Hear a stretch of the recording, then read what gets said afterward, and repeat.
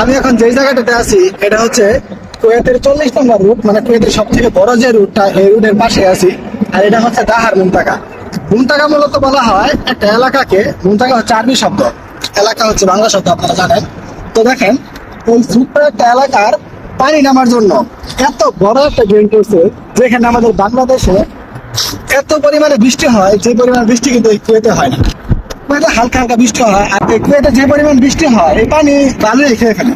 তারপরেও যখন মাঝে মাঝে হালকা বেশি একটু বৃষ্টি হয়, তখন এই পানি নামার জন্য একটু দাঁড়াতে হয়েছে। আপনাদের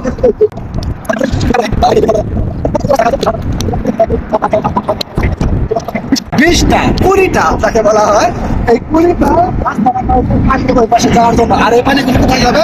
পানিগুলো সমুদ্রে যাবে। তো হয়তো বছরে একটা বা 2টা দিন এরকম বৃষ্টি হয় যে পানি সমুদ্র পর্যন্ত পৌঁছায়। ম্যাক্সিমাম টাইমে যে বৃষ্টি হয় এই পানিটা সমুদ্রে পৌঁছায় না। তো বলেন, তো এই দেশকে উন্নত করবো না কোন দেশকে উন্নত করবো?